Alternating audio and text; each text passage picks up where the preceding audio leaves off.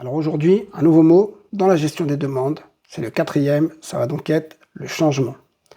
Donc le changement, c'est pas maintenant, comme disaient certains présidents, c'est une demande de modification, on va dire que ce soit sur une application, sur une configuration, sur une infrastructure, il y a une vraie modification de quelque chose.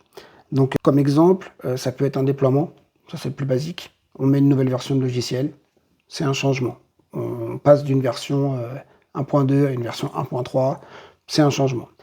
Une conf, par exemple, je sais pas, on a à l'intérieur d'une configuration applicative, on va avoir des paramètres en plus qui ont, enfin, ou non pas en plus, puisque ça en plus ce sera vraiment lié à une évolution de version, donc ce sera plutôt un paramètre à modifier. Nous, on va devoir modifier la conf et on va devoir déployer cette configuration, redémarrer probablement le service. C'est un changement. Voilà, donc c'est pas, c'est un autre type de demande. Ce changement, il peut être simple ou il peut être avec un impact potentiel sur un environnement de production. On a plusieurs définitions pour ça, notamment le standard change, pour un change, on va dire sans risque, sans gros risque, mais qui a besoin quand même d'être effectué avec une procédure. Le change normal, donc là, celui-là, c'est vraiment celui qui va modifier par exemple de la production.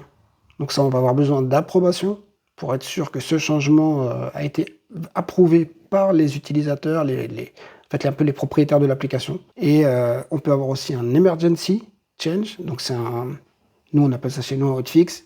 Là, dans ces cas-là, c'est vraiment une modification urgente d'un élément parce qu'il y a un incident en cours.